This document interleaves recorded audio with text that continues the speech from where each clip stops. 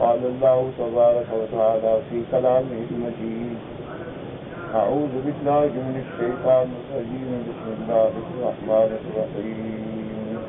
وجعلنا الليل والنهار آيتين فمحونا آية الليل وجعلنا آية النهار مبصرة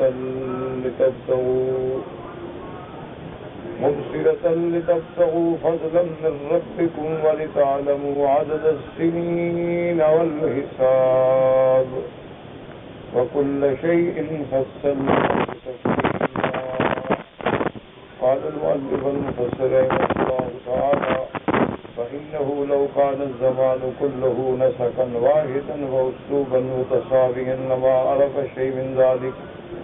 اللہ تبارک و تعالی نے فرمایا کہ ہم نے دن اور رات کا جو نظام بنایا ہے، اس نظام کے مطابق تمام معاملات، تمام عبادات، تمام اجارات سب اسی پہ قائم ہیں. کیونکہ اگر نظام ہی نہ ہوتا تو اوقات صلاۃ کی تعیین کیسے ہوتی، یہ ہمیں کیسے پتہ چلتا کہ یہ فجر کا وقت ہے اور یہ ظہر ہے اور یہ عصر ہے اور مغرب ہے اور عشاء ہے.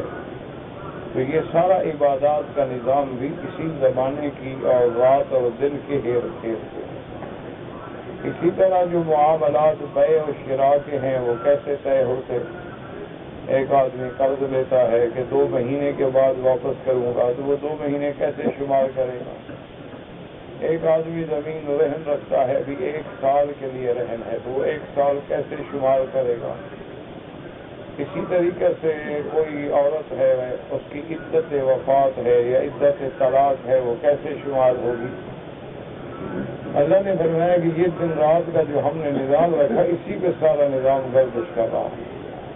پھر ہم نے دن بنا دیا تاکہ تم روزی حاصل کرو، ہم نے رات بنا دی تاکہ تم سکون حاصل کرو. جیسے دوسرے مقام میں فرمایا: وَجَعَلْنَا اللَّيْلَ لِبَاسًا وَجَعَلْنَا النَّهَارَ مَعَاشًا. ہم نے رات کو تمہارے لیے لباس بنا دیا. جیسے لباس بندے کو چھپا لیتا ہے، رات بھی اپنے اندھیرے میں چھپا لیتی. اور دن کی روشنی جو ہے ہم نے تمہارے لیے رزق حاصل کرنے کا ذریعہ بنا. اب آپ دیکھیں کہ اللہ کا یہ نظام جو ہے اس کا کوئی مقابلہ ہے.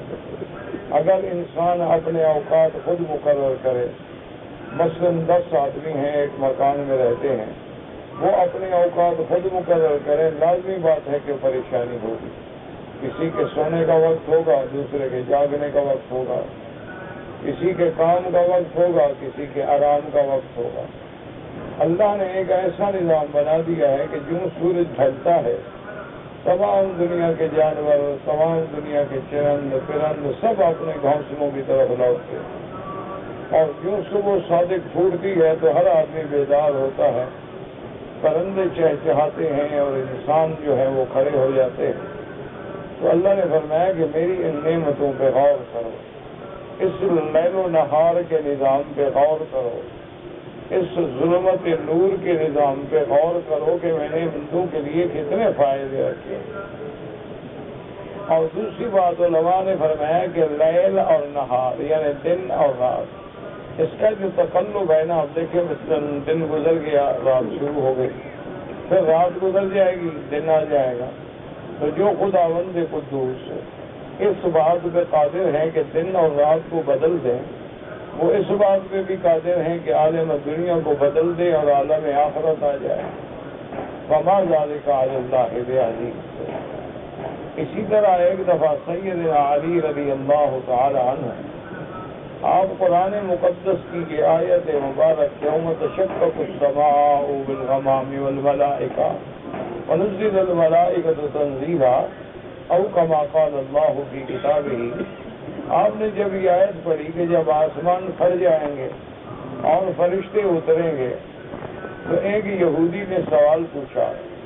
اس نے پوچھا کہ یا علی رضی اللہ تعالی عنہ کہ قرآن پاک یہ بھی کہتا ہے کہ آسمانوں میں اتنے فرشتے ہیں، اتنے اللہ کے ملائکہ ہیں کہ جن کی تعداد اللہ کے سوا کوئی نہیں جانتا. وما يعلم جنود ربك الا هو. اور یہ بھی صحیح حدیث مبارک میں آتا ہے، سرکار دو جہاں رحمت دو عالم سیدنا محمد مصطفیٰ صلی اللہ علیہ وسلم نے فرمایا کہ آسمانوں میں تو ایک بالشت کے برابر بھی جگہ نہیں الا وملک قائم، کوئی نہ کوئی فرشتہ کھڑا ہے یا کوئی رکوع میں ہے یا کوئی سجود میں ہے، یسبح و یقدس للہ، اللہ کی تسبیح و تقدیس بیان کر رہے ہیں، اور ملائکہ کی تسبیح ہوتی ہے سبوح قدوس ربنا ورب الملائکۃ والروح۔ تو اس یہودی نے سوال پوچھا کہ حضرت علی جب اتنے آسمانوں پہ فرشتے ہیں تو جب آسمان قرآن کہتا ہے کہ پھٹ جائیں گے تو وہ ملائکہ کہاں جائیں گے؟ تو حضرت علی رضی اللہ تعالی عنہ نے فوراً ارشاد فرمایا، اس یہودی سے پوچھا کہ ابھی کیا وقت ہے؟ تو اس نے کہا حضرت رات ہے۔ تو آپ نے فرمایا دن کہاں گیا ہے؟ ابھی اگر رات ہے دن کدھر گیا؟ تو کہنے لگا جی وہ دن تو اللہ نے شکر نے کہا اللہ اس پہ بھی قادر ہے کہ آسمان بھی پھٹ جائیں اور ملائکہ بھی بچ جائے، اور پھر ملائکہ پہ بھی موت آئے گی، وما ذالک علی اللہ بعزیز۔ تو اگر اللہ تبارک و تعالیٰ اس رات اور دن کے نظام کو چلانے پہ قادر ہے، اور یہ دنیا کی کوئی طاقت نہیں کہہ سکتی کہ ہم رات دن کو چلا رہے ہیں، یعنی دنیا کے بڑے بڑے فلسفی، دنیا کے بڑے بڑے مفکر اور دنیا کے بڑے بڑے مدبر اور بڑے بڑے فقرات اور ارسطو اور بڑے لوگ جو تھے وہ بھی یہ دعویٰ نہیں کر سکتے، بلکہ ان کا تو دعویٰ ایسا ہے جو عقل سے بھی خلاف ہے کہ بھی ہر چیز مادہ سے پیدا، وہ بھی مادے کو کس نے پیدا کیا، اور پھر مادہ کیا مادہ متحرک ہے یا مادہ جامد ہے، مادہ سمیع و بصیر ہے یا مادہ اندھا ہے اور نہ سننے والا نہ بہرا ہے؟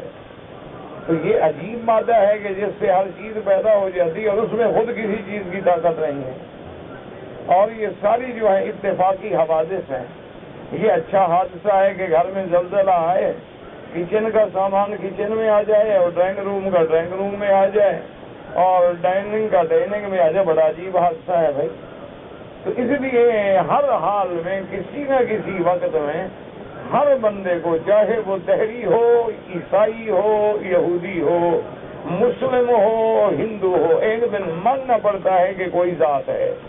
فرق اتنا ہے کہ کوئی اس کو بھگوان کے نام سے مان لے گا، کوئی اس کو رام کے نام سے مان لے گا، کوئی اس کو داتا کے نام سے مان لے گا، اور مسلمان اس کو اللہ کے نام سے مانے گا کہ اس کو پیغمبر نے بتلا دیا ہے کہ وہ ذات جس کے تصرف میں یہ کائنات ہے وہ الہ ہے، اسی کی الوہیت ہے اور اسی کی خالقیت ہے اور اسی کی ربوبیت ہے۔ تو اس لیے اللہ فرماتے ہیں کہ آپ مجھے نہیں دیکھ سکتے لیکن میرے نظام کو بھی تو دیکھ سکتے ہو، ان سورج اور چاند کو بھی تو دیکھ سکتے ہو۔ تمہارا بڑا معراج یہ ہے کہ تم چاند پہ پہنچ گئے، لیکن چاند بنانے والے کا کیا مقام ہے کہ جس نے چاند پیدا کیا، جس نے یہ تمام سیارات و کواکب پیدا کیے ہیں، اور اس عظیم شخصیت کا کیا مقام ہے کہ 1400 سال پہلے بغیر کسی اسٹیشن کے، بغیر کسی خلائی راکٹ کے، اللہ کا پیغمبر سرکار دو عالم محمد مصطفیٰ جبریل آتے ہیں اور لے کے آسمانوں پہ چلے جاتے ہیں۔ تو کمال تو اس کا ہے کہ جس کے لیے نہ کوئی اسٹیشن بنائے گئے، نہ وہاں کوئی ریڈار کین لگائے گئے، نہ وہاں کوئی عملہ منگوایا گیا، بس جبریل علیہ السلام آئے، مکے سے براق پہ اور بیت المقدس پہ سیڑھی پہ لے کے آسمانوں پہ چلے گئے، اور رات بھی تھم گئی اور رات نہیں گزری کہ حضور واپس آ گئے۔ اس لیے کمال تو اس ذات پاک کا ہے۔ تو ایک نہ ایک دن آدمی کو ماننا پڑتا ہے۔ تو یہ جو دلائل فطرت ہیں، شرط یہ ہے کہ ان میں غور کرو۔ وَجَعَلْنَا اللَّيْلَ وَالنَّهَارَ آيَتَيْنِ فَمَحَوْنَا آيَةَ اللَّيْلِ محو کہتے ہیں کسی چیز کا مٹا دینا، یعنی یوں سمجھو، آپ نے دیکھا ہے نا بچپن میں تختیاں لکھا کرتے تھے، لکڑی کی تختی ہوتی تھی نا، اس پہ لکھا جاتا تھا۔ یہ آج بھی آپ نے دیکھا ہوگا کہ اسکولوں میں، مدارس میں بڑے بڑے سامنے جو ہے نا وہ بلیک بورڈ ہوتے ہیں، تو ان پہ وہ چاک سے لکھتے ہیں، اس کے بعد مٹا دیا تو پہلی چیز ختم ہو گئی۔ تو اللہ نے ایسا لفظ بیان فرمایا کہ گویا ہم نے رات کے اندھیرے کو مٹا دیا اور روشنی آ گئی۔ فَمَحَوْنَا آیَةَ اللَّيْلِ، وجعلنا آیۃ النہار مبصرۃ، اور جیسے رات میری نشانی ہے لیکن وہ ظلمت ہے، اور دن میری نشانی ہے وہ مبصرہ، وہ دکھانے والا ہے، روشن ہے، جس میں ہر چیز تم دیکھ سکتے ہو۔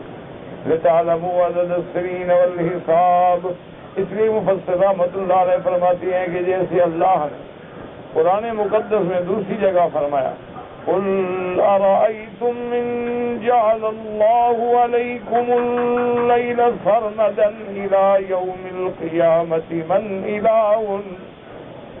من إله غير الله يأتيكم بضياء أفلا تسمعون۔ اللہ نے فرمایا کہ اے بندے خبر دو، بتلاؤ کہ اگر اللہ تبارک و تعالیٰ صرف رات ہی رات بنا دے کہ قیامت تک رات ہو تو کون طاقت ہے جو دن کو لے آ سکے؟ من الہ غیر اللہ، اللہ کے سوا کوئی ہے جو رات کے بجائے دن لے آئے؟ کیا تم غور نہیں کرتے؟ کیا تم سنتے نہیں ہو؟ کیا تم مانتے نہیں ہو؟ قُلْ أَرَأَيْتُمْ إِنْ جَعَلَ اللَّهُ عَلَيْكُمُ النَّهَارَ سَرْمَدًا إِلَى يَوْمِ الْقِيَامَةِ مَنْ إِلَهٌ غَيْرُ اللَّهِ يَأْتِيكُمْ بِلَيْلٍ تَسْكُنُونَ فِيهِ أَفَلَا تُبْصِرُونَ۔ اللہ نے فرمایا کہ اگر اللہ تبارک و تعالیٰ اس دن کو ہمیشہ قیامت تک رکھ دیں گے، رات آئی نا، تو کون الہ ہے جو رات کو لا سکے؟ کوئی نہیں لا سکتا۔ اب اس لیے کیا تم دیکھتے نہیں ہو؟ دیکھتے کا معنی سمجھتے نہیں ہو؟ کیا تم اندھے ہو کہ اللہ کی نشانیوں میں آیات میں غور نہیں کرتے ہو؟ آگے فرماتی وَمِن رَحْمَتِهِ جَعَلَ لَكُمُ اللَّيْلَ وَالنَّهَارَ لِتَسْكُنُوا فِيهِ وَلِتَبْتَغُوا مِنْ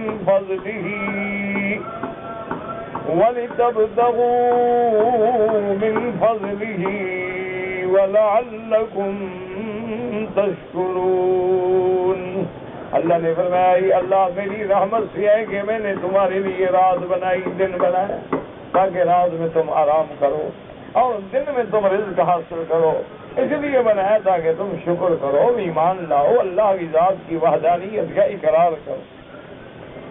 جیسے اللہ نے فرمایا تبارک الذی جعل فی السماء بروجا وجعل فیہا سراجا وقمرا منیرا۔ اللہ تبارک و تعالیٰ کی ذات بلند و برتر ہے کہ جس نے آسمانوں میں بروج منازل بروج بنائے اور ان میں اللہ نے سورج چاند روشن بنایا۔ فرمایا وَهُوَ الَّذِي جَعَلَ اللَّيْلَ وَالنَّهَارَ خِلْفَةً وَهُوَ الَّذِي جَعَلَ اللَّيْلَ وَالنَّهَارَ خِلْفَةً لِمَنْ أَرَادَ أَنْ يَذَّكَّرَ أَوْ أَرَادَ شُكُورًا۔ وہ ذات پاک ہے جس نے دن اور رات کو ایک دوسرے کا خلیفہ بنایا، ایک یعنی دن رات جا رہا ہے، رات آ رہی ہے، رات جا رہی ہے، دن آ رہا ہے۔ اللہ تبارک و تعالیٰ فرماتے ہیں کہ اس نظام کو دیکھو اور دیکھو لمن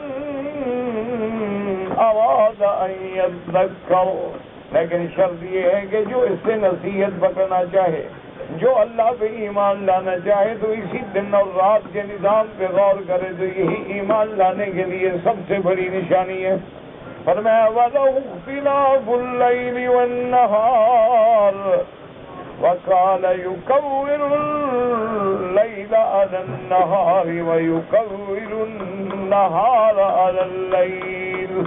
فرمایا دن کو رات پہ لپیٹ دینے والا، جو تقویر کہتے ہیں جیسے ہم پگڑی لپیٹتے ہیں، پگڑی باندھتے ہیں، ایسے کسی چیز کو دیکھو وہ قدرت ہے کہ دن کو رات پہ لپیٹ دے، رات کو دن پہ لپیٹ دے۔ يكور الليل على النهار ويكور النهار على الليل وسخر الشمس والقمر كل يجري لأجل مسمى ألا هو العزيز الغفار۔ اللہ نے فرمایا میں نے سورج چاند کو تیرے مسخر کر دیا۔ کیا مانا اس سے فائدہ اٹھاتے ہو؟ دن کی روشنی میں فائدہ اٹھاتے ہو، چاند کی چاندنی سے فائدہ اٹھاتے ہو. کل یجری لاجل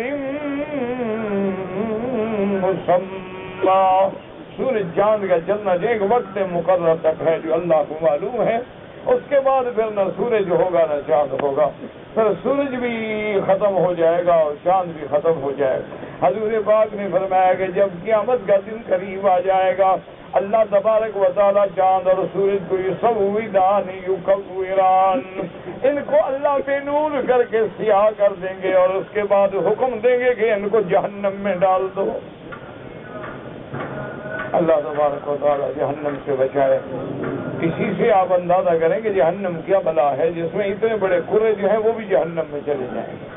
حضور پاک نے فرمایا ان الشمس والقمر آیتان، یہ اللہ کی نشانیاں ہیں.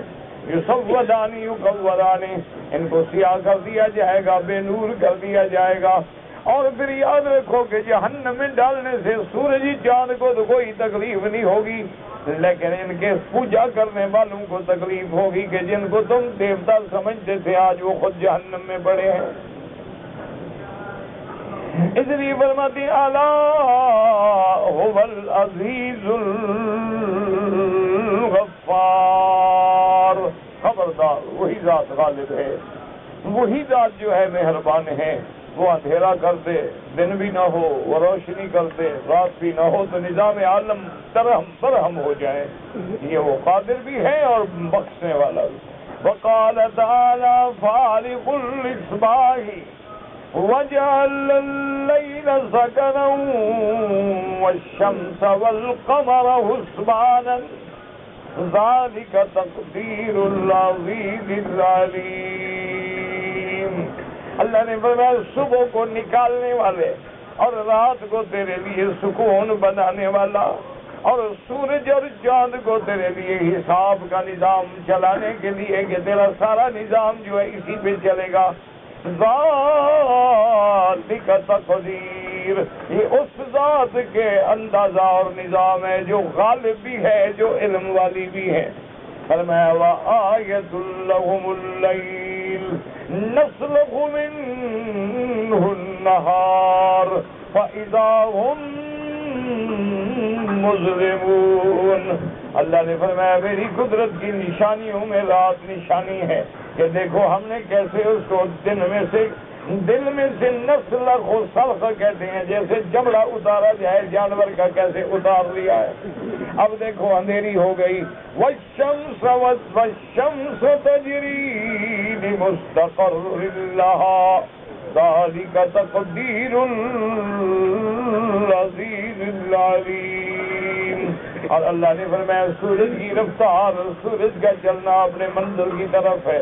یہ سارا نظام اس ذات نے بنایا جو غالب بھی ہے، جو علم والی بھی ہے. مجال ہے کہ ذرا سا نظام میں، یعنی آپ دیکھیں نا جی کہ کوئی ایک چیز آپ کھڑی کریں، اگر نظام صحیح نہ ہو وہ کبھی کھڑی نہیں ہوگی. یہ اللہ کا نظام دیکھیں کہ اتنے بڑے سیارات ہیں، یعنی آپ شاید جانتے ہوں گے یا نہیں جانتے ہوں گے، سورج جو ہے یہ زمین جتنا ہے نا اس کو 19 سے ضرب دو پھر بھی سورج بڑا ہے. اسی سے آپ اندازہ کریں کہ سورج کتنا بڑا ہے، چاند کتنا بڑا ہے، کتنے عظیم کرے ہیں.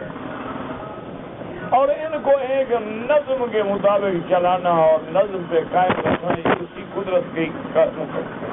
قدرت کا کمال ہے اور اسی کی قدرت پہ دلیل. ثم انه تعالى جعل للليل آية اي علامة يعرف بها وهي الظلام وظهور القمر فيه. اللہ نے پھر رات کے لیے بھی نشانی بنا دی کہ جب اندھیرا ہوتا ہے ہم سمجھتے ہیں کہ رات ہے، اور جب چاند روشن ہوتا ہے ہم سمجھتے ہیں کہ رات ہے. وَلِلنَّهَارِ عَلَامَةً، اور دن کی بھی روشنی ہے کہ جب روشنی ہوتی ہے سورج نکلتا ہے ہم سمجھتے ہیں کہ یہ دن ہے، ورنہ ہمیں کیا پتا کہ دن کیا ہے اور رات کیا ہے. یہ بھی تو اللہ نے نشانیاں بنا دی کہ ہمیں سمجھ آ جائے کہ یہ دن ہے اور یہ رات ہے. فرماتی ہے بدرو الشمس النیرۃ فی وفاوت بین القمر وضیاء الشمس بھی اور فاضا بن آزا. پھر اللہ نے سورج کا بھی نور بنایا، چاند کا بھی نور بنایا، لیکن دونوں میں فرق ہے. سورج کی حدت ہے، حرارت ہے، اور چاند کی روشنی میں حلاوت ہے، چاند کی روشنی میں مٹھاس ہے، چاند کی روشنی میں قرار ہے، سکون ہے۔ اس کے بعد جناب فضل رحمۃ اللہ علیہ فرماتے ہیں کما قال اللہ تبارک و تعالی، جیسے اللہ نے دوسری جگہ والذی جعل الشمس ضیاء والقمر نورا وقدره منازل لتعلموا عدد السنين والحساب۔ اللہ پاک نے دیکھو کہ سورج کو روشن بنایا، چاند کو نور والا بنایا، پھر ان کے منازل معین کیے تاکہ تمہیں حساب کا پتہ چلے۔ ما خلق اللہ ذلک الا بالحق، اللہ نے بالکل ٹھیک ٹھیک پیدا کیا ہے۔ لآیات لقوم یتقون۔ وقال تعالی یسألونک عن الأہلة قل ہی مواقیت للناس والحج۔ اللہ نے فرمایا دیکھو چاند ہے تو ہم نے چاند کے نظام کو تمہارے تاریخ، دن، حج، زکوٰۃ، تمام نظام چاند میں بنا دیا ہے۔ قال ابن جریج عبد الله بن كثير بقلمحونا آية الليل وجعلنا آية النهار مبصرة قال ظلمة الليل وصدف النهار۔ وقال ابن جریج وجعل الشمس آية النهار والقمر آية الليل، سورج دن کی علامت ہے اور چاند رات کی علامت ہے۔ فمحونا آية الليل السواد الذي في القمر، وہ جو سیاہی ہے پھر اللہ اس کو مٹا دیتے۔ وكذلك خلقه الله تعالى۔ وقال ابن جريج قال ابن عباس كان القمر يضيء كما تضيء الشمس والقمر آية الليل والشمس آية النهار وحونا آية الليل السواد الذي في القمر، وہ بھی علامت ہے، وہ بھی علامت۔ وقد روى ابو جعفر بن جرير من طرق متعددة جيدة ان ابن الكوائي سأل امير المؤمنين علي بن ابي طالب رضي الله تعالى عنه فقال يا امير المؤمنين ما هذه اللطخة التي في القمر؟ فقال وهي كما تقرأ القرآن فمحونا آية الليل فهذه محوه۔ ابن کوا نے آگے امیر المؤمنین سیدنا علی بن ابی طالب رضی اللہ تعالی عنہ سے سوال کیا کہ یا امیر المومنین، یہ چاند کے اندر جو ہمیں یہ اندھیرا سائے سے محسوس ہوتا ہے کہ جیسے کسی چیز کو مٹا گیا ہو، یہ کیا چیز ہے؟ تو آپ نے فرمایا کیا تم نے قرآن نہیں پڑھا ہے؟ قرآن کہتا ہے فَمَحَوْنَا آیَةَ اللَّيْلِ، اس میں اللہ نے جو سواد ہے اس کو مٹایا ہے۔ وقال كذلك في قول وَمَحَوْنَا آیَةَ اللَّيْلِ كُنَّا نُحَدِّثُ أَنَّ مَحَوَ آیَةَ اللَّيْلِ سَوَادَ الْقَمَرِ الَّذِي فِيهِ وَجَعَلْنَا آيَةَ النَّهَارِ مُبْصِرَةً أي مُنِيرَةً وَخَلَقَ الشَّمْسَ أَنْوَرَ مِنَ الْقَمَرِ وَأَعْظَمَ۔ اور اللہ نے سورج کو زیادہ روشنی والا، اللہ نے سورج کو زیادہ چمکنے والا، اور سورج کو اللہ نے زیادہ نور دیا ہے۔ اس لیے علماء فرماتے ہیں کہ چاند جو ہے وہ سورج کے نور سے مستفاد ہوتا ہے، یعنی سورج کسی سے نور نہیں لیتا، لیکن چاند جو ہے وہ سورج سے نور لیتا ہے۔ وقال ابن ابي نجيح ابن عاصم جعل الليل والنهار آيتين قال ليلا ونهارا كذلك خلقهم الله عز وجل۔ وہ فرماتے ہیں دن ہو یا رات ہو، یہ اللہ کی نشانیاں ہیں جو اللہ کے کمال قدرت سے دلالت کرتی ہیں، اور اللہ نے ان کو ایسے ہی پیدا فرمایا ہے۔ اللہ نے دن میں بھی نعمتیں رکھی ہیں، اور اللہ تبارک و تعالیٰ نے ہمارے لیے رات میں بھی نعمتیں رکھی ہیں۔ واللہ تعالیٰ اعلم۔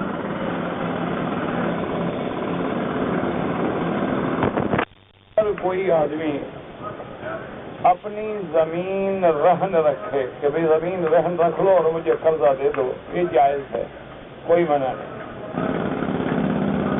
لیکن ایک بات کا خیال رکھیں کہ مثلاً ایک آدمی نے ایک مربع زمین رہن رکھی اور 5 لاکھ قرض دیا، کہ میں تمہیں 2 سال کے بعد یہ پیسے ادا کر دوں گا، اور اگر خدا نہ خواستہ ادا نہ کروں تو زمین تمہارے پاس رہن ہے، اس کی قیمت ہو جائے گی مارکیٹ کے مطابق، وہ اپنے پیسے کاٹ لے گا اور باقی مالک کو دے دے گا۔ لیکن اس 2 سال میں اس سے تم آبادی نہیں اٹھاؤ گے، ورنہ پھر تو قرضے پر تم نے سود لے لیا۔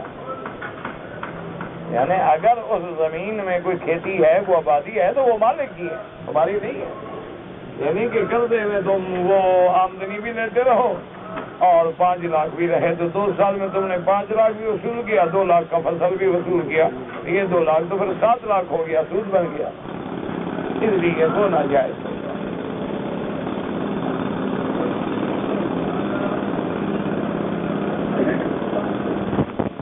کہتے جی کہ زمزم میں اگر آدمی تھوڑا پانی ملا دے تاکہ زیادہ ہو جائے اور لوگوں کو تقسیم کر سکے، کوئی منع نہیں، لیکن بہتر یہی ہوتا ہے کہ تم ایک تھوڑا تھوڑا دو، لیکن خالص زمزم دو، وہ آگے جا کے ملاتا رہے۔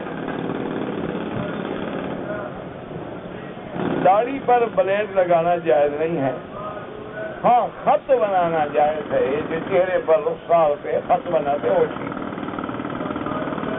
کہتے جی کہ داڑھی کو اگر رنگ لگایا جائے بالکل ٹھیک ہے، خالص سیاہ نہ ہو۔ ویسے بعض تابعین تو خالص سیاہ بھی لگاتے تھے، لیکن جمہور کا فیصلہ یہی ہے کہ خالص سیاہ رنگ نہ لگائیں، لیکن اگر سیاہ اور سرخ کو ملا دیں، مثلا براؤن ہو جائے یا لائٹ براؤن ہو جائے یا سنہری رنگ ہو جائے، کوئی ہو جائے، سب جائے۔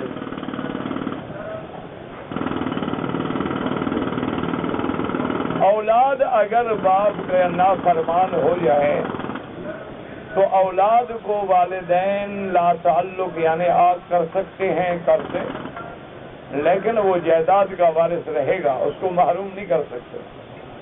اللہ نے تمہارے گھر میں پیدا کیا ہے۔ اور ایک بات یاد رکھو، ہماری اولادیں جو نافرمان ہوتی ہیں اس کی وجہ یہ ہے کہ ہم اپنے والدین کے نافرمان تھے۔ اگر ہم اپنے والدین کے فرما بردار ہوتے تو ہماری اولادیں کبھی نافرمان نہیں ہوتی۔ یہ تو ایک مکافات عمل ہے جو ہم نے اپنے والدین کے ساتھ کیا ہے، ہماری اولاد ہمارے ساتھ کرے گی۔ یہ تو ایک رد عمل ہے جو ہونا ہے۔ باقی کوشش یہ کرو کہ اولاد کے لیے دعا کرو۔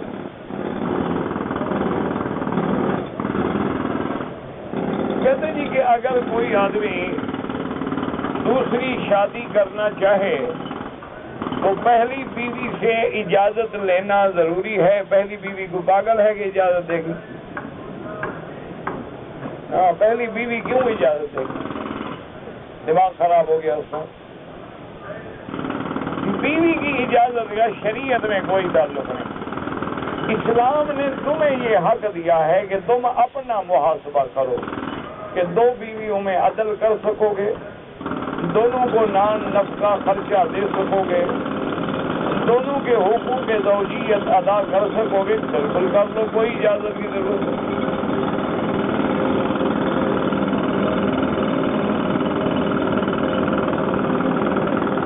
کہتے جی کہ جو لوگ عمرے پہ آئے ہیں ان کے لیے طواف الوداع، یاد رکھو حج پہ آنے والوں کے لیے طواف الوداع جو ہے وہ واجب ہے۔ اگر حاجی آئے طواف الوداع نہ کرے تو اس کو دم دینی پڑے گی۔ عمرے والے کے لیے طواف الوداع واجب نہیں ہے، کرے تو افضل ہے، نہ کرے تو کوئی جرمانہ نہیں۔ اگر ایک عمرے کرنے والے کو دم پڑ گئی، اس کے پاس پیسے نہیں ہیں، کوئی بات نہیں، اپنے ملک چلے جاؤ، جب اللہ پیسے دے مکے میں بھیج کے بکری کروا دو، کوئی مسئلہ نہیں کہ آج کرو کل کرو۔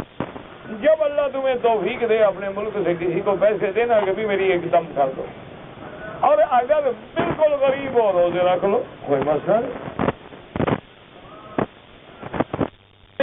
نظر لگ جاتی ہے تو اس کا علاج یہ ہے کہ تم جن بندوں سے خوف کرتے ہو کہ ان کی نظر لگتی ہے تو اگر وہ سامنے آئے تو فوراً کہہ دو ماشاء اللہ لا حول ولا قوت الا باللہ، انشاءاللہ پھر نظر نہیں لگے گی۔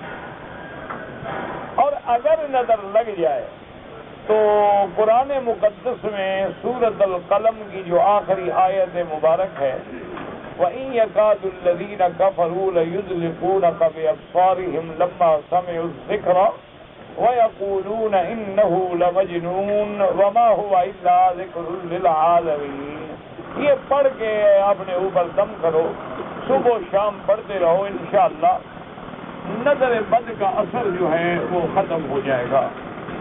اسی طرح میرے آقا نے بھی فرمایا ہے بسم اللہ ارقیک من کل شیء یؤذیک من شر کل نفس او عین حاسد یؤذیک اللہ یشفیک۔ اس سے بھی آدمی ٹھیک ہو جاتا ہے۔ اعوذ بکلمات اللہ التامۃ من کل عین لامۃ، اس سے بھی آدمی پڑھے تو ٹھیک ہو جاتا ہے، باقی اللہ کو پتہ ہے۔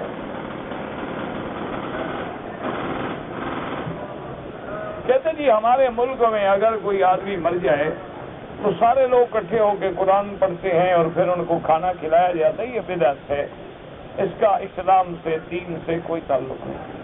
اگر آپ کو واقعی مرنے والے سے محبت ہے آپ پڑھیں، دعا کریں، اللہ اس کو اجر دے گا۔ یہ تو ایک رواج بن گیا ہے کہ لوگوں کو شریف ہوں گے، آج 10واں ہوگا، آج 40واں، یہ تو بدعات ہیں، منکرات ہیں، ان کا تو کوئی ثواب ہی نہیں ہے، تو نام و نمود دکھانے کے لیے لوگوں نے ایک رواج بنا دیا ہے۔ آپ سارا سال خیرات کریں، آپ مرنے والے کے لیے مسجد بنا دیں، مدرسہ بنا دیں، پانی کا انتظام کر دیں، جہاں غریبوں کو ہسپتالوں میں دوا نہیں ملتے وہاں دوائیاں دلوا دیں تاکہ اس کو ثواب ملے۔ کوئی ایک مریض ٹھیک ہو جائے تو تمہیں قیامت تک دعائیں دیتا رہے گا۔ یہ تو رواج بن گئے ہیں کہ ہزاروں اور لاکھوں خرچ کر کے لوگ آئے، چاول کھائے اور کپڑا چھٹکا اور اٹھ کے چلے گئے، اس کا کوئی فائدہ نہیں۔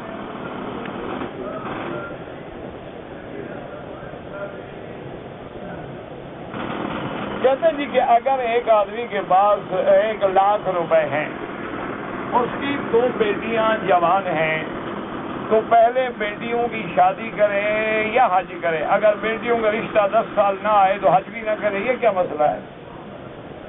یہ کیا لوگوں نے مسئلے گھڑت بنا رکھے ہیں؟ جی ہمارے گھر میں جی مسئلہ ہے جی جب تک شادی نہ ہو، اللہ کی مرضی ہے نہ ہو پھر کیا کرو گے؟ ہم حج کرو، حج پہ آؤ، دعا کرو تاکہ اللہ بچیوں کو اچھے رشتے نصیب کرے۔ حج حج ہے، نماز نماز ہے، زکوٰۃ زکوٰۃ ہے، لڑکیوں کی شادی کرنا ایک الگ چیز ہے۔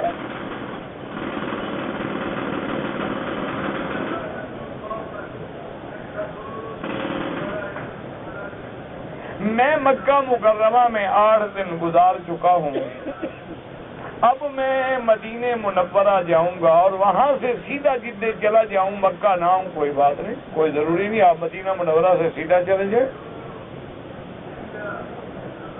کہتے ہیں کہ شوہر پر بیوی کے حقوق جو ہیں، بیوی کے حقوق میں نان، نفقہ، سکنا، یعنی بیوی کو گھر دینا، اس کا خرچ دینا، اس کا لباس، کھانا پینا اور اس کے حقوق زوجیت۔ یہ نہیں ہے کہ بیوی کو خرچہ بھیجتے رہو اور رہے دور، یہ بھی شریعت میں حرام ہے، کیونکہ اللہ نے جیسے مردوں میں خواہش رکھی ہے عورتوں میں بھی خواہش رکھی ہے، اس کے خواہشات کو پورا کرنا بھی مرد کی ذمہ داری ہے۔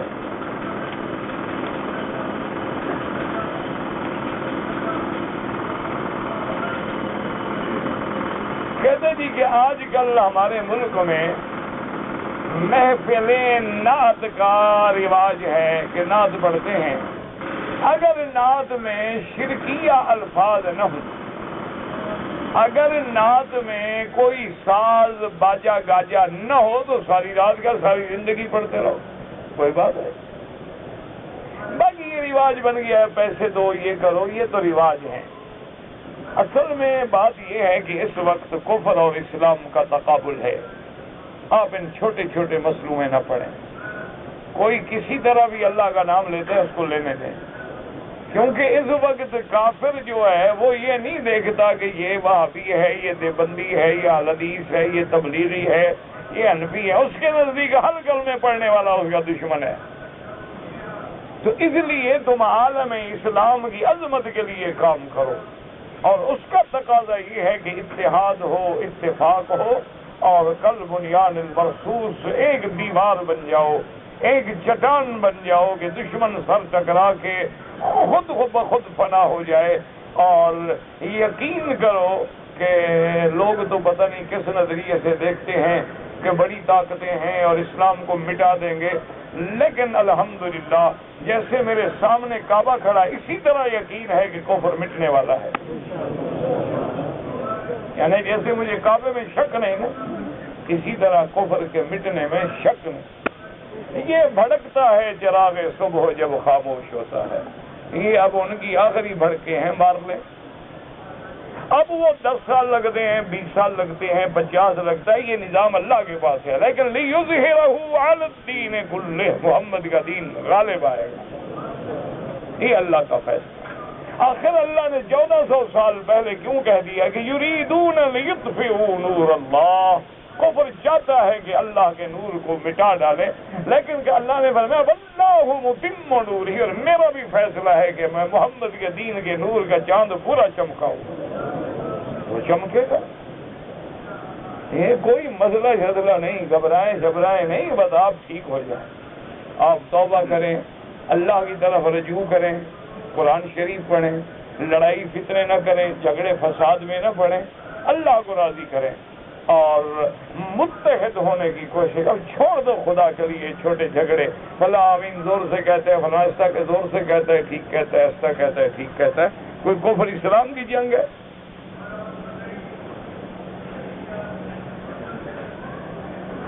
فلاں آدمی نعت پڑھتا ہے اور فلاں آدمی قصیدہ پڑھتا ہے، کچھ پڑھتا ہے، نام تو محمد کا لیتا ہے، لینے دو، کافر تو چلتا ہے نا، کوئی فرق نہیں پڑتا۔ جب وہ ٹھیک ہو جائے گا نا پھر عقیدہ خود بخود ٹھیک ہو جائے گا، اس کو آنے دو پٹڑی پہ۔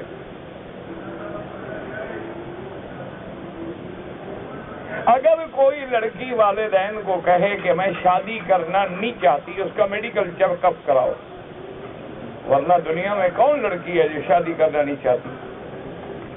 اس کا میڈیکل چیک اپ کراؤ کہ کیا واقعی وہ بیچاری بیمار تو نہیں، اس کا علاج کرائیں۔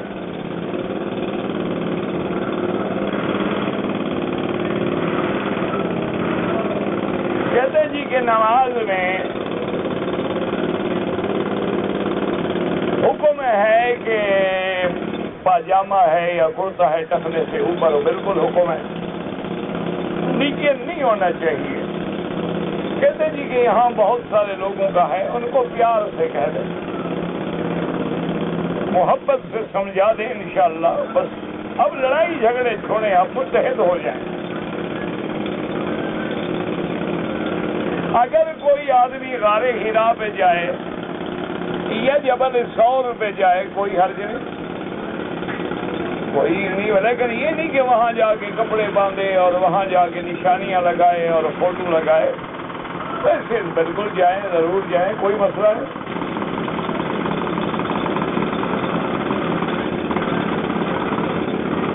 کہتے جی کہ میں کویت سے آیا ہوں، میں نے عمرہ تو کر لیا لیکن بال نہیں کٹوائے، تو میرے عزیز بال بھی کٹواؤ اور ایک بکری دم بھی ادا کرو۔ اگر کویت سے روانہ ہونے سے پہلے مسئلہ پوچھ لیتے تو غلطی کیوں کرتے؟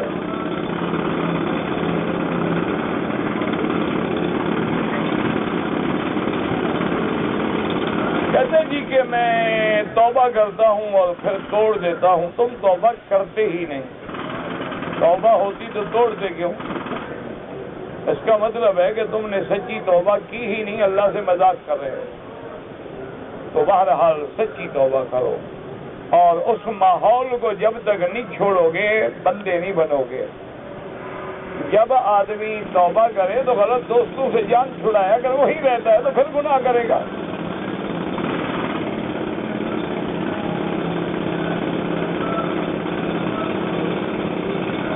کہتے جی کے بعد لوگ کہتے ہیں کہ حنفی لوگ جو ہیں وہ امام کے پیچھے فاتحہ نہیں پڑھتے، رفع یدین نہیں کرتے، ان کی نماز نہیں ہوگی۔ 1400 سال میں نے پہلا بندہ دیکھا ہے جو کہتا ہے کہ نماز نہیں ہوگی۔ 1400 سال میں آج تک الحمدللہ کوئی ایک بھی مائی کا لال پیدا نہیں ہوا جو یہ فتویٰ دے کہ نماز حنفی کی نہیں ہوتی۔ الحمدللہ حنفیوں کی نماز بھی سنت کے مطابق ہے۔ میرے محبوب نے حکم دیا ہے اذا قرأ فانصتوا، مسلم کی حدیث ہے کہ جب امام پڑھے تم چپ رہو۔ اسی طرح میرے نبی نے حکم دیا ہے کہ جب امام والضالین کہے تو تم آمین کہو۔ تو الحمدللہ حنفی ہوں یا شافعی سب تابع ہیں محمد مصطفیٰ کے، لیکن اللہ ان شرارت والوں سے بچائے۔ وہ ایک دفعہ ایک جھگڑا ہو گیا آمین پہ کہ آمین زور سے ہو یا آہستہ ہو۔ بہرحال اللہ معاف کرے لڑائی ہو گئی۔ لڑائی کے بعد مقدمے بنے، کیس بنا، اور کیس جو ہے وہ کورٹ میں چلا گیا۔ اور اتفاق کی بات ہے اس زمانے میں انگریز ہوتے تھے، انگریز جج تھا، تو انگریز نے فیصلے میں لکھا کہ آمین بالسر بھی حدیثوں میں ہے اور بالجہر بھی ہے۔ جو زور سے کہتے ہیں ان کے پاس ہی دلیل ہے، جو آہستہ کہتے ہیں ان کے پاس ہی دلیل ہے، لیکن ان شرارت کرنے والوں کے پاس کوئی دلیل نہیں ہے، ان کو 1 سال کی سزا دی جاتی ہے۔ تو اتنا تو ان کو بھی سمجھ تھی، تمہیں سمجھ نہیں ہے۔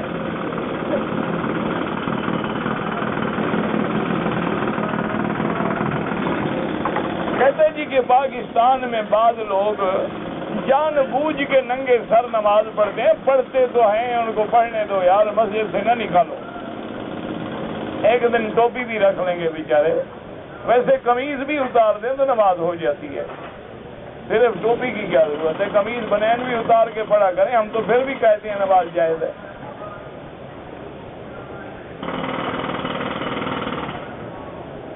بعض ہمارے مولوی جو ہیں وہ جنازے کی دعا زور سے پڑھتے ہیں، ایسا تم جو مانتے نہیں، انہوں نے زور سے شروع کیا، ابھی شاید تم مان لو، کیونکہ ایسا تو اتنا عرصہ ہم پڑھتے رہے، تم پر اثر نہیں ہوا۔ اب انہوں نے زور سے شروع کی کہ شاید زور سے کان میں پڑ جائے اور مان لیں۔ بہرحال خدا کے بندے جنازہ تو پڑھتے ہیں، پڑھنے دو، کوئی جھگڑے نہ کرو، جھگڑے کا دور ختم ہو گیا ہے، اب امت کو ملانے کا دور ہے۔ یہ چھوٹے چھوٹے مسئلے ہیں، فروعی مسائل ہیں، کوئی اصول دین نہیں ہے۔ بعض لوگ جو ہے پنجتن کا نعرہ لگاتے ہیں، جو لگاتے ہیں اس سے پوچھو، میں تو نہیں لگاتا۔ جو لگاتے ہیں ان سے جا کے پوچھو کہ یہ پنجتن کیا ہوتا ہے، اور پنجتن پاک، باقی سارے یہ بھی ان سے مسئلہ حل کراؤ، مجھے تو پتہ ہے۔ میرا اللہ ہے کہ رسول ہے کہ شکر کرو بس، الحمدللہ۔ میں نے بہت گناہ کیے، تو گناہوں کو توبہ کرو۔ شب برات کے بارے میں یاد رکھو کہ بعض روایات ضعیف ہیں، لیکن کوئی صحیح حدیث مرفوع روایت نہیں ملتی، لیکن ضعیف احادیث ہیں کہ اس میں فضیلت ہے۔ اور ایک روایت میں امام ترمذی رحمۃ اللہ علیہ نے نقل کیا ہے کہ بی بی عائشہ فرماتی ہیں کہ میں نے حضور کو اپنے بسترے سے غائب پایا، تو میں حضور کے نقش قدم پہ ڈھونڈنے کے لیے نکلی۔ میرے دل میں خیال آیا کہ شاید حضور کسی دوسری بیوی کے گھر میں تشریف لے گئے۔ بی بی فرماتی ہیں کہ میں نے دیکھا تو حضور بقیع الغرقد مدینے کے قبرستان کے دروازے پہ کھڑے دعا کر رہے۔ جب واپس آئے تو حضور نے فرمایا کہ عائشہ، آج میری دعا سے بنی کلب قبیلے کا بکریاں دیکھی ہیں؟ انہوں نے کہا رسول اللہ، ان کے تو بہت بکریاں ہیں، فرمایا ان کے بالوں کے برابر اللہ نے میری امت کو بخش دیا ہے۔ تو اس لیے یہ روایت بھی اسی رات کے بارے میں آتی ہے کہ وہ 15 کی رات تھی۔ اسی لیے سنت ہے کہ آدمی 13, 14, 15 کا روزہ رکھے. لیکن جو لوگ لیلۃ المبارکہ کو شب برات سمجھتے ہیں وہ غلط ہے. لیلۃ المبارکہ لیلۃ القدر ہے. باقی اس میں اقوال بھی ہیں، محدثین اور علماء کے اقوال بھی ہیں، اولیاء اللہ کے اقوال بھی ہیں. آپ عبادت کریں، نمازیں پڑھیں، اللہ سے معافی مانگیں، اللہ سے دعائیں مانگیں. اللہ تبارک و تعالی حضور کی امت کی عزت کے فیصلے فرمائیں. اللہ اسلام کے غلبے کے فیصلے فرمائیں. اللہ نے کفر کو تو مٹانا ہے، لیکن ہم اپنی آنکھوں سے کفر سے تو مٹنا ہے، وہ تو مٹے گا. وہ تو لازمی بات ہے. 2 اور 2 4 جیسے ہوتے ہیں نا، بالکل اسی طرح کھڑی بات ہے. لیکن اب اللہ کرے کہ ہم لوگ اپنی آنکھوں سے اسلام کا بول بالا دیکھ لیں اور اسلام کی عظمت دیکھ لیں اور اسلام کی عزت دیکھ لیں. کہتے ہیں کہ ایک دن حضرت بلال نے اذان نہیں دی تو فجر نہیں ہوئی. یہ جھوٹ ہے، گھڑی ہوئی بات ہے. آج کل بھی حضرت بلال اذان نہیں دیتے لیکن فجر تو ہو رہی ہے. بس ایک دن کا غصہ آ گیا اللہ میں. کوئی عقل کی بات کرو. 1400 سال گزر گئے، بلال کو فوت ہوئے، اب بھی فجر ہوتی ہے. یہ تو فجر ہوگی چاہے کوئی زندہ رہے یا کوئی مر جائے. حضور کی وفات ہو گئی تب بھی فجر ہو رہی ہے. تو بلال کی اذان نہ دینے سے کوئی زیادہ قہر ٹوٹ پڑا تھا. یہ جھوٹی قصے ہیں، یہ واعظ لوگ گھڑتے ہیں، بناتے ہیں. جھوٹ میں چونکہ لذت بڑی ہوتی ہے اس لیے لوگ بڑا زور سے سنتے ہیں کہ جناب حضور سو رہے تھے اور رات ختم نہیں ہو رہی تھی، آخر جبریل آیا، اس نے کہا حضور جب تک بلال اذان نہیں دے گا صبح نہیں. جھوٹی بات، بالکل 101% من گھڑت روایت ہے.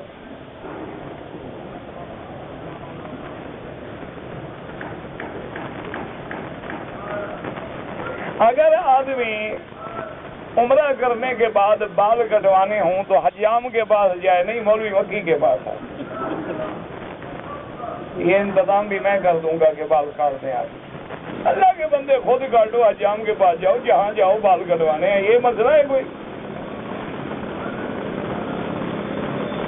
مرد اپنے بال کاٹ کے عورت کے بال کاٹ سکتا ہے، اپنی بیوی ہو، لوگوں کی عورت کے نہیں کاٹ سکتا. اگر اپنی بیوی ہے تو اس کے بال کاٹ سکتا ہے، بیوی بھی خاوند کے بال کاٹ سکتی ہے. وہ تو خیر روز کاٹتی ہے. بہرحال دونوں ایک دوسرے کے بال کاٹ سکتے ہیں.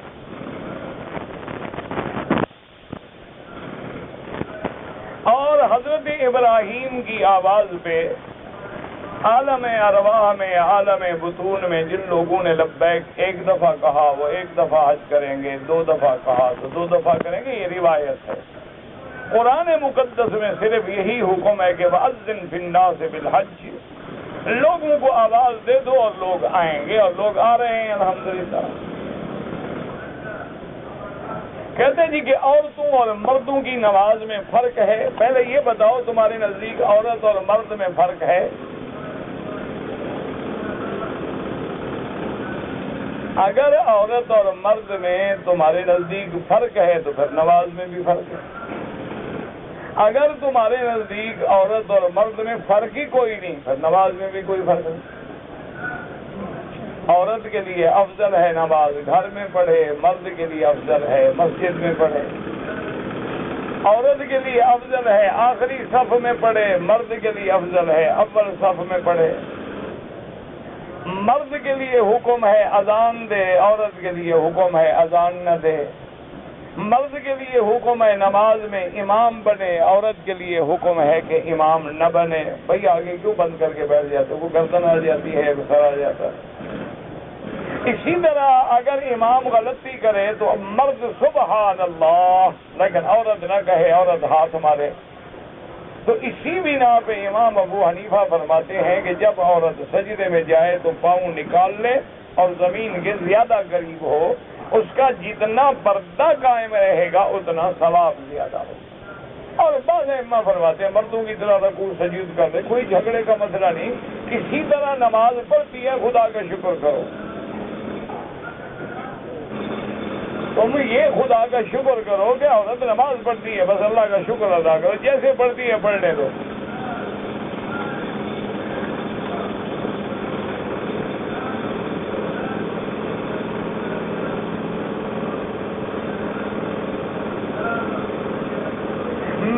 اپنا عمرہ کیا تو بال کٹوایا، دادے کا کیا تو بال کٹوایا، والد والدہ کا کیا تو نہیں کٹوایا، ان سے ناراضگی تھی کیا؟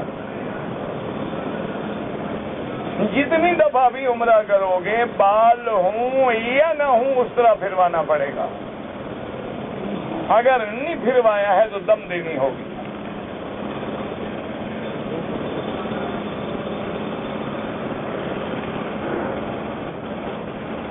میری بیوی نے اپنے بال عمرے کے بعد خود کاٹ لیے، ٹھیک ہے، کوئی بات نہیں۔ والدہ کے بال بھی کاٹے، کوئی بات نہیں، بالکل جائز ہے، خود کاٹے، ایک دوسرے کے کاٹے۔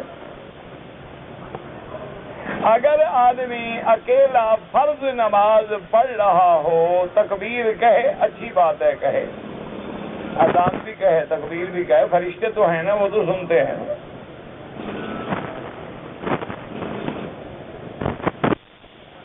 اگر بعض لوگ غیر اللہ سے مانگتے ہیں، اور غیر اللہ سے مانگنا شرک ہے، تو جن کو پتہ نہیں تھا اللہ ان کے حال پہ رحم کرے، اور کیا کہہ سکتے ہیں۔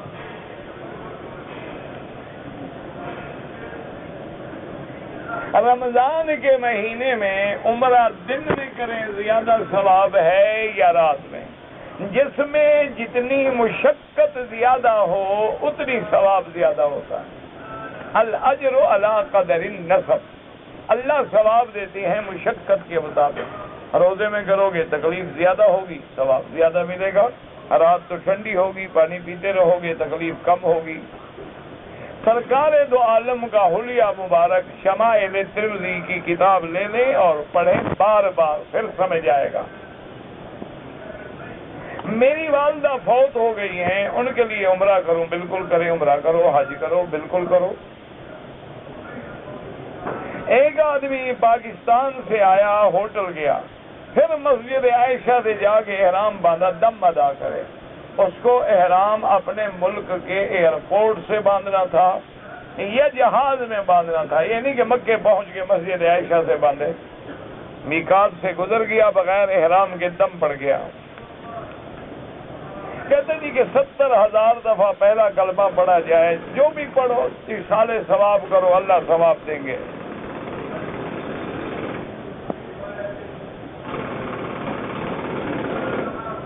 صفا مروا کرتے ہوئے 7.5 چکر لگانے ہوتے ہیں، 7.5 تو نہیں ہوتے، 7 ہی ہوتے ہیں۔ باقی گھر جو واپس آنا ہے وہ چکر تھوڑا ہے، ختم ہو گئے، واپس تو آنا ہے، وہی کھڑے ہوئے۔ بھائی ایک آدمی نے مروا پہ 7 چکر پورے کر لیا، اب گھر اس کا مسئلہ میں ہے تو واپس تو آئے گا، شریف آدمی، کوئی چکر تھوڑا ہے۔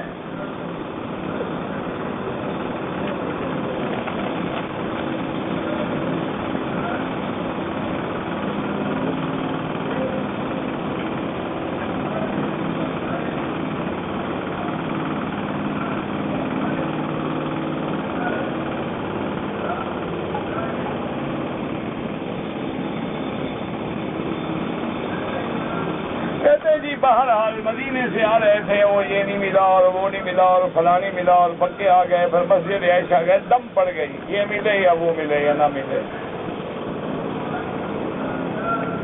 خراب ایجنٹ نے کیا ہے، احرام آپ نے نہیں باندھا۔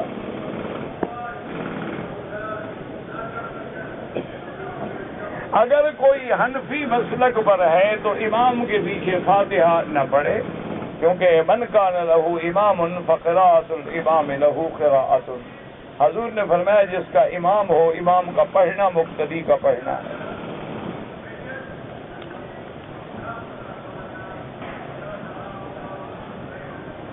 کہتے ہیں جی کہ اگر زمزم یا کھجور کسی ہندو کو دیں کوئی بات نہیں، مکے کے کافر مشرک سارے زمزم نہیں پیتے تھے، ابو جہل کیا پیتا تھا، آپ دیں، بالکل کوئی مسئلہ نہیں، اور نیت کر کے دیں اللہ اس برکت سے اس کو مسلمان کر دے۔ اپنے پیٹ میں کھانا ثواب ہے، بالکل ثواب ہے جی، نہیں کھاؤ گے نماز کیسے پڑھو گے؟ کھانا کھانا بھی سوال نفس کا علیہ کا حق کن، تیرے نفس کا بھی تم پہ حق ہے، وہ ادا کرو گے تو ثواب ہے۔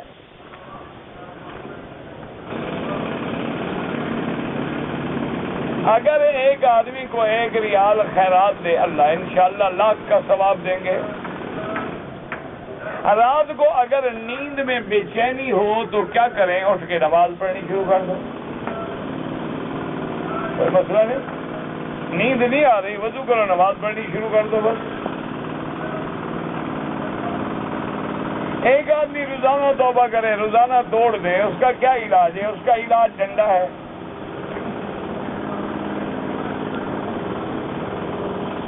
بالکل ٹھیک ہو جائے گا،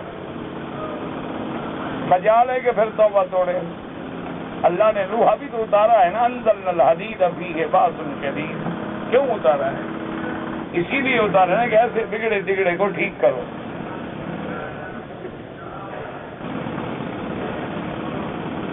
اگر آدمی کپڑا غسل واجب ہو جائے، غسل کرے، کپڑے کو دھو لے، بس کوئی مسئلہ نہیں۔ غائبانہ نماز جنازہ حنفی مسلک میں جائز نہیں ہے، امام شافعی رحمۃ اللہ علیہ اور امام احمد بن حنبل رحمۃ اللہ علیہ کے نزدیک جائز ہے۔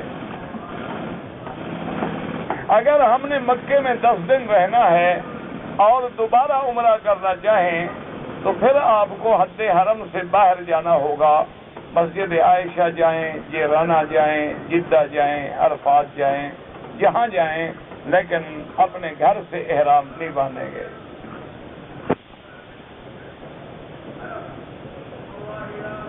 یہ تو مجھے سمجھ نہیں آیا کہ آپ نے کیا لکھا ہے۔ ہر مرد عورت ایک ایک بکری سب پہ پڑ گئی۔ جن لوگوں نے عمرہ، جو بچے ہوں چھوٹے تو ان پہ نہیں ہے۔ ربنا تقبل منا انک انت السمیع العلیم۔ اللهم صل علی محمد وعلی آل محمد كما صليت على ابراہیم وعلى آل ابراہیم في العالمین انک حمید مجید۔ یا اللہ یا رحمان یا رحیم یا حی یا قیوم یا ذا الجلال والاکرام، یا الہ العالمین، عالم اسلام کی عزت کا فیصلہ فرما۔ یا اللہ اسلام کے غلبے کا فیصلہ فرما۔ یا اللہ یہود و حنود و نصارہ کی قوتوں کو بھی امیز فرما۔ یا اللہ ان ظالموں پہ اپنا قہر نازل فرما۔ یا اللہ مسلمانوں کی جان، مال، آبرو، عزت کی حفاظت فرما۔ یا اللہ مسلمان عرب میں ہے، عجب میں ہے، اس کی جان، مال، آبرو، عزت کی حفاظت فرما۔ یا اللہ دینی مسجدوں کی اور مدرسوں کی حفاظت فرما۔ دین کے کام کرنے والوں کی حفاظت فرما۔ بیماروں کو شفا عطا فرما، بے حیاؤں کو حیا عطا فرما، بے دینوں کو دین عطا فرما، بے اولادوں کو اولاد عطا فرما۔ جن کی اولاد ہیں ان کو صالح بنا، جن کے گھروں میں بچیاں ہیں اللہ ان کے رشتے آسان فرما۔ یا اللہ ان کو خیر کے رشتے نصیب فرما۔ یا اللہ ان کا مستقبل برباد نہ فرما۔ یا الہ العالمین ہمیں مانگنا بھی نہیں آتا، بغیر مانگے عطا فرما۔ حضور کی امت کے ہر بندے کو دین کا داعی بنا۔ یا اللہ دین کا داعی بنا۔ یا اللہ حرمین الشریفین کی محبت نصیب فرما۔ یا اللہ حرمین الشریفین کا ادب نصیب فرما۔ یا اللہ بلد الامین کو قیامت تک ہر فتنے سے محفوظ فرما۔ یا اللہ اپنی رحمت کی بارش عطا فرما۔ یا اللہ اپنی رحمت کی بارش عطا فرما۔ یا اللہ اپنی رحمت کی بارش عطا فرما۔ اللہم انزل علینا الغیث ولا تجعلنا من القانطین۔ اللهم اشفنا واشف مرضانا ومرضى المسلمين، اللهم اصلحنا واصلح بنا واصلح اولادنا واولاد المسلمين، اللهم يسر امورنا وامور المسلمين، اللهم اغفر امة محمد صلى الله عليه وسلم، اللهم ارحم امة محمد صلى الله عليه وسلم، اللهم اجبر امة محمد صلى الله عليه وسلم، اللهم انا نسألك من الخير كله عاجله وآجله ما علمنا منه وما لم نعلم، اللهم إنا نعوذ بك من الشر كله عاجله وآجله ما علمنا منه وما لم نعلم، سبحان ربك رب العزة عما يصفون وسلام على المرسلين والحمد لله رب العالمين۔ آمين آمين آمين آمين آمين آمين آمين آمين آمين آمين